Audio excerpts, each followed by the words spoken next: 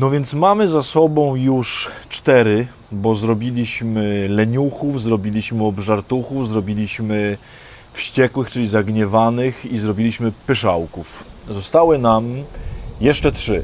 Dzisiaj zrobimy chyba najprostszy, w takim sensie najbardziej oczywisty. Ale najpierw czołóweczka, a potem zapraszam na gadanko.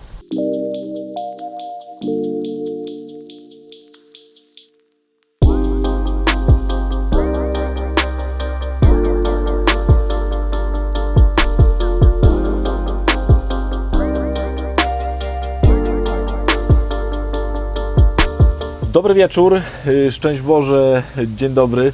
Moi drodzy, witajcie bardzo serdecznie w kolejną niedzielną, wieczorową niedzielę Wielkiego Postu, czyli w kolejne nasze rozważanie dotyczące grzechów głównych, straszliwych, okropnych, ciężkich i tak dalej. Kochani, dzisiaj grzech, nie będę robił żadnych zagadek i tak dalej, bardzo prosty w swoim działaniu, który się nazywa po prostu chciwość.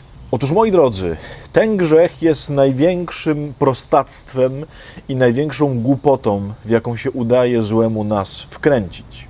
Posługuję się tutaj zdaniem Pana Jezusa, który kiedy mówi o chciwości, to mówi o tym, że tak powiem, w bardzo niesubtelny i w bardzo jednoznaczny sposób. Jeżeli pamiętacie tę przypowieść o bogaczu, który się tam nachapał zbóż, nachapał się zbiorów i tak dalej, sobie myślał przez całą noc, marzył sobie o tym, jaki to będzie bogaty, ile będzie sobie pobuduje spiszów i tak dalej, to Pan Jezus go nazywa jednym bardzo prostym słowem, po prostu głupcze. Moi drodzy, tak jak Wam mówiłem, wszystkie grzechy główne, wszystkie grzechy ciężkie, zresztą tak jak w ogóle wszystkie grzechy, to jest po prostu oszustwo. To jest zawsze jakaś próba podstawienia nam czegoś za coś, czegoś, co naprawdę potrzebujemy, że nam zawsze postawia coś innego.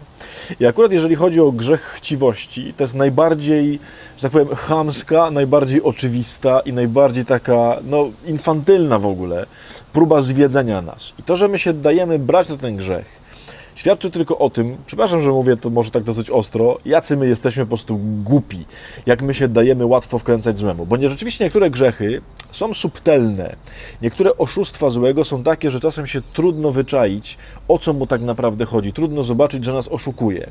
Ale w wypadku tego grzechu jakby sprawa jest absolutnie i całkowicie oczywista. Moi drodzy, ten grzech, tak tradycyjnie w takiej historii moralności Kościoła i pewnych definicjach, zawsze nazywał się tak: nieuporządkowane przywiązanie do dóbr doczesnych, bądź nieuporządkowane pragnienie posiadania dóbr doczesnych. Moi drodzy, wystarczy w tej definicji jedno słowo uściślić, żeby się od razu pokazało, o co chodzi. Święty Tomasz z Akwinu napisał to bardzo wprost, dlatego że napisał tą definicję w taki sposób, że jest to nieuporządkowana miłość względem dóbr doczesnych, nieuporządkowane miłowanie posiadania rzeczy doczesnych. Co to znaczy? To jest nic innego jak jedna z najbardziej po prostu prostackich podróbek pragnienia miłości w nas.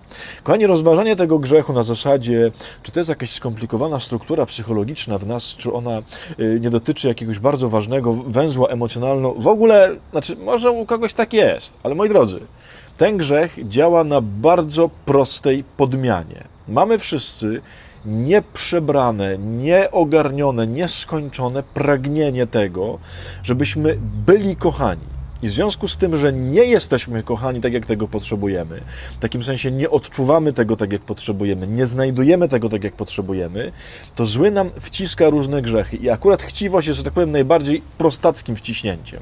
Dlatego, że taka ułuda, że na przykład zrobi nas pychą, w takim sensie pokaże nam nas lepszych, niż nam się samym wydaje, że jesteśmy, to może być dosyć zawiłe i może czasem trudno się zorientować, gdzie jest prawda o mnie, gdzie nie.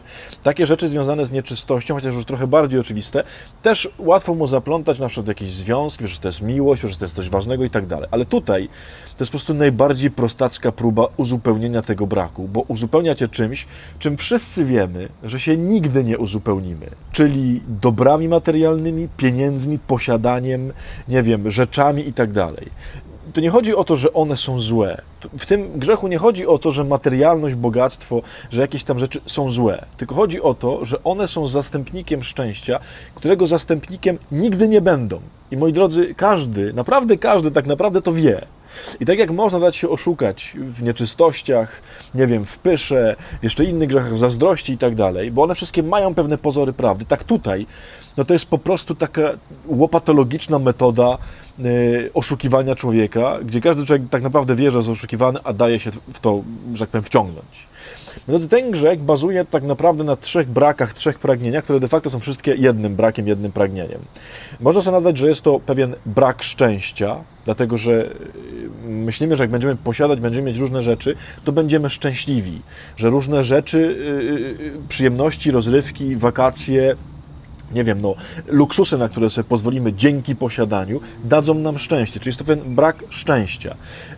Za tym grzechem stoi również brak takiego poczucia bezpieczeństwa. Myślimy, że kiedy będziemy mieli pieniądze, zabezpieczone życie do przodu, dużo pieniędzy, które nam pozwolą się uchronić, nie wiem, przed chorobami albo je leczyć, przed biedą, przed głodem, przed wszystkim, to jeżeli będziemy mieli to poczucie bezpieczeństwa w tym wypadku posiadania pieniędzy, no to właśnie, to znowu będziemy szczęśliwi, to jest tak naprawdę to samo pragnienie, a pod tym wszystkim tak naprawdę kryje się jedno, to co już mówiłem. Pragnienie miłości, bo naprawdę szczęśliwi i naprawdę bezpieczni jesteśmy tylko wtedy, kiedy się czujemy kochani. Kochani, co to znaczy? Jakiekolwiek myślenie o tym grzechu na zasadzie, może myślę trochę ograniczyć moje różne potrzeby takie finansowe i potrzeby posiadania różnych rzeczy, bo za dużo chcę posiadać, może troszeczkę mniej powinienem posiadać, one są w ogóle donikąd. One nic nie dadzą. Dlatego, że jeżeli nie zostanie zaspokojony ten głód największy, ten głód, że tak powiem, dojmujący nas po prostu do żywego, no to czymś będziesz to musiał zaspokoić, czym będziesz musiała to zaspokoić. A chciwość wchodzi jako po prostu najprostszy sposób, najbardziej prostacki i banalny, ale na który dajemy się brać. Jak będę miał, jak będę te wszystkie rzeczy posiadał, no to będę szczęśliwy. To są po prostu ucieczki zwykłe. Kochani, chciwość w żadnym mierze nie liczy się ilością posiadanych pieniędzy bądź ilością chęci posiadanych pieniędzy. Można być tak samo chciwym, mając 2 grosze i te 2 grosze można chcieć posiadać, jak i mając miliardy dolarów i chcieć jeszcze więcej miliardów dolarów. To nie jest tak, że ludzie chciwi to są ludzie bogaci, którzy trzymają swoje wielkie bogactwa. Biedak, nie wiem, bezdomny, który trzyma swój karton i ten karton straszliwie strzeże, bo on mu daje poczucie bezpieczeństwa i szczęścia i nie wiem, i miłości, jest tak samo chciwy jak bogaty. Tutaj, że tak powiem, ilość nie ma żadnego znaczenia. Kochani, taki wam podam jeden przykład, który kiedyś słyszałem, to chyba ksiądz Marek Dziewiecki opowiadał. Bardzo mi się to spodobało. Mówił, że jak studiował w Rzymie, to obok uczelni, tam, na którą chodził, zawsze był taki biedak, w sensie jakiś taki człowiek, który zawsze żebrał o pieniądze, któremu też ojciec Marek, w sensie ksiądz Marek tam wrzucał jakieś pieniądze. I jakiś tam ileś lat później, bo on tam był dosyć długo, ten człowiek zmarł i w gazetach były takie artykuły o nim. Bo co się okazało? Okazało się, że tam 2 ulice dalej ten człowiek ma mieszkanie, w którym ma nieprzebrane po prostu ilości pieniędzy. W sensie z tego żebrania prawdopodobnie. We wszelkich walutach nic nie wydawał, tylko miał wszystkie te pieniądze w tym mieszkaniu, w którym mieszkał i miał po prostu całe stosy, kubki pieniędzy w różnych walutach. Mimo to, mimo że miał tyle pieniędzy, codziennie chodził żebrać. Co to znaczy? On był chciwy, że tak powiem, w najczystszej postaci, bo nie chodziło mu o pieniądze, nawet nie chodziło mu o posiadanie tych pieniędzy, tylko on był chciwy uwagi ludzkiej i dawania mu pomocy, miłości, zauważenia, zaopiekowania i tak dalej. O to mu chodziło. I kochani, to jest dokładnie to. My wszyscy jesteśmy tego typu żebrakami. W tej chciwości tak naprawdę żebrzemy nieustannie o miłość, żebrzemy o to, żeby być szczęśliwymi. I jakby to, co dostajemy, nas nie zaspokaja, dlatego trzeba żebrać dalej. Chciwość po prostu nie ma końca, moi drodzy. Dlaczego to jest też tak bardzo prostacki, że tak powiem, podstęp złego? Bo kochani, zobaczcie, coś, co jest wzięte z pragnienia miłości, tak naprawdę uniemożliwia nam miłość. Zobaczcie, że człowiek naprawdę chciwy, taki, który dał się pociągnąć chciwości, to jest człowiek, który się totalnie odgradza od innych ludzi, dlatego że cechuje zawsze się nieufnością, nikomu nie chce powierzyć siebie, bo wie, że ktoś może mu zabrać to, co on ma, nie chce się z nikim dzielić, no bo jest chciwy, czyli chce mieć dla siebie, nie jest po prostu w stanie budować żadnych relacji. Zobaczcie, jakie to jest podstępne, że jakby zły wie, że w tym pragnieniu chodzi o bycie z ludźmi, i o akceptację i o dostanie miłości od kogoś, a jednocześnie właśnie ten grzech, który ma to zaspokoić, sprawia, że właśnie to jest niemożliwe, właśnie w ten sposób oddzielamy się od ludzi. Moi drodzy, to jest po prostu najbardziej chamska i arogancka zagrywka złego, jaką tylko da się wymyślić. To jest po prostu najgłupszy grzech ze wszystkich, jakie chyba istnieją w tych 7. Tak mi się wydaje. To się działające na najprostszym mechanizmie i jego jakby przejrzystość podstępu jest tak jasna, że to, że dajemy się na to brać, ten grzech jest mi absolutnie nieobcy, że ja się daję na to brać, to jest mi po prostu wstyd za to, że jestem taki głupi. To jest to, co mówi Pan Jezus. Głupcze, jeszcze tej nocy to wszystko stracisz i komu to wszystko dasz, komu to przypadnie. To jest w ogóle bardzo ciekawe, że Pan Jezus właśnie tam od razu wskazuje na relacje, od razu mówi, a co się dzieje w relacjach w Twoim życiu? Chodzi Ci o te pieniądze czy o relacje? Bo wydaje mi się, że o coś innego Ci chodzi. Kochani, chodzi o relacje. Kochani, też bardzo pięknie Pan Jezus to pokazał w swoim życiu, pokazując, gdzie jest tak naprawdę wartość człowieka.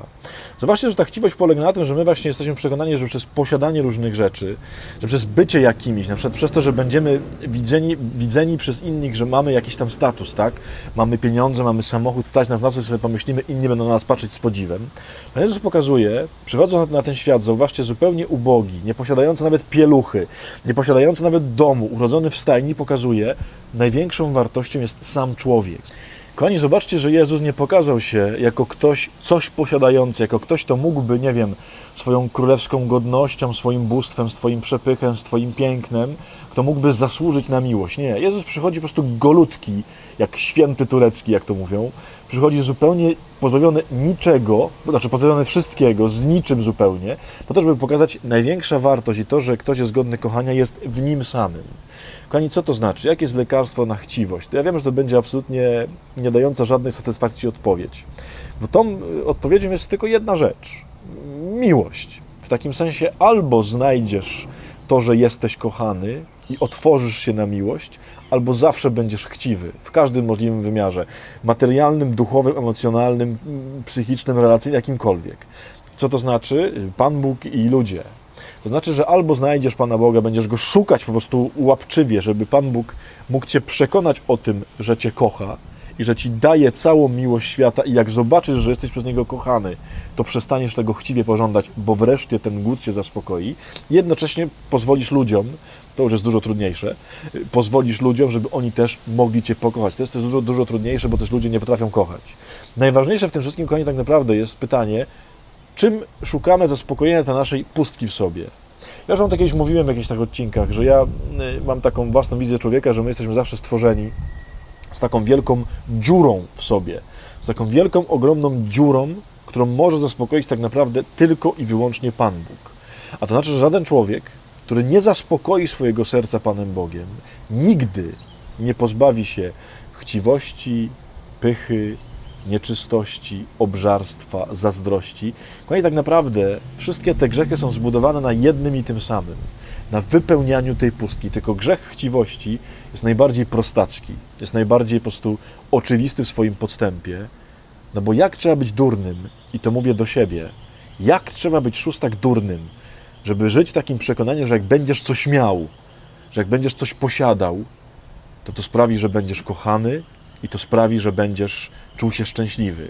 Jak durnym trzeba być szóstak, żeby w to uwierzyć? Ja nie chcę być durny. Nie chcę się dawać wkręcać po prostu w tak absolutnie prostackie zagrywki złemu. To mnie nie zaspokoi, wiem o tym. Nie ma nic złego w tych wszystkich rzeczach, ale one mnie nie zaspokoją i to nie o nie chodzi. Więc zamierzam poszukać tego, co naprawdę mnie zaspokoi. Zapraszam Was bardzo. Zróbcie to samo.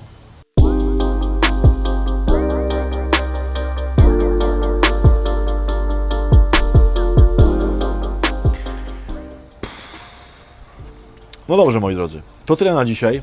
Jakoś tak było chyba krótko i dosyć rzeczowo, mam nadzieję. Widzimy się jeszcze w 2 odcinkach, bo zostały nam jeszcze 2 grzechy, więc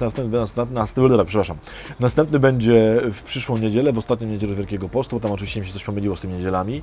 I potem będzie jeszcze jeden pewnie w poniedziałek, żeby domknąć w Wielkim Poście te 7 grzechów straszliwych. To tyle na dzisiaj.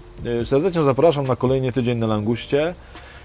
Ze strasznymi rekolekcjami jeszcze ciągle i z będą oczywiście. No, ściskam, pozdrawiam, błogosławię, do zobaczenia, do usłyszenia. Miejcie się proszę najlepiej. Z Bogiem, pa!